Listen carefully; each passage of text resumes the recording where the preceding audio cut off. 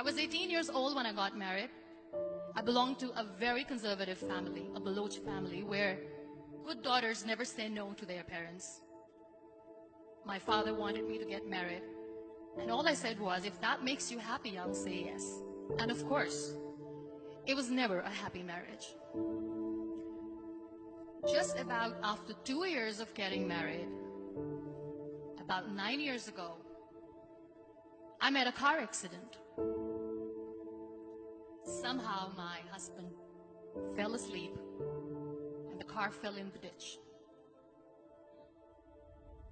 He managed to jump out, saved himself. I'm happy for him. But I stayed inside the car and I sustained a lot of injuries. The list is a bit long. Radius ulna of my right arm were fractured. The wrist was fractured. Shoulder bone and collarbone were fractured. My whole rib cage got fractured. But that injury that changed me and my life completely was the spine injury. Many people came to rescue. They gave me CPR. They dragged me out of the car. And while they were dragging me out, I got the complete transection of my spinal cord. Those 2.5 months in the hospital were dreadful. I was at the verge of despair. One day, doctor came to me and he said, well, I heard that you wanted to be an artist, but you ended up being a housewife. I have a bad news for you.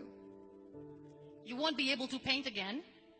Next day, doctor came to me and said, your spine injury is so bad, you won't be able to walk again.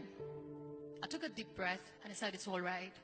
Next day, doctor came to me and said, because of your spine injury and the fixation that you have in your back, you won't be able to give birth to a child again. That day, I was devastated. I started to question my existence. Why am I even alive? So what kept me going was, one day I asked my brothers, I know I have a deformed hand, but I'm tired of looking at these white walls in the hospital and wearing these white scrubs. Bring me some colors, bring me some small canvas. I want to paint.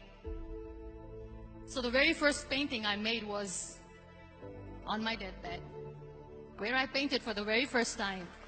What an amazing therapy it was. Without uttering a single word, I could paint my heart out. I could share my story.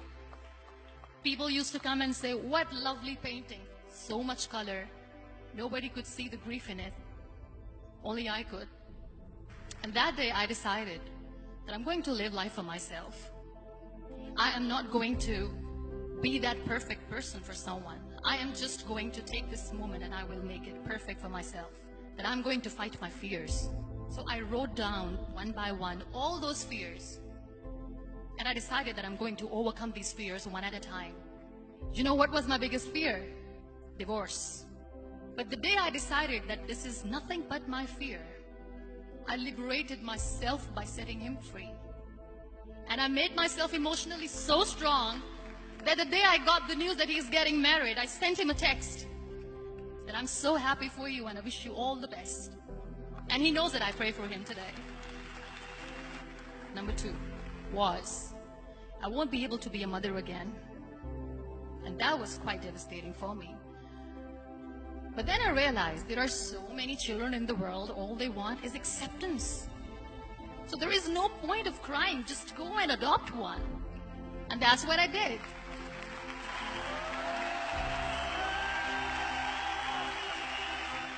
I gave my name in different organizations, different orphanages, and I waited patiently.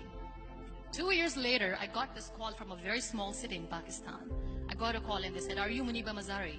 There is a baby boy and would you like to adopt?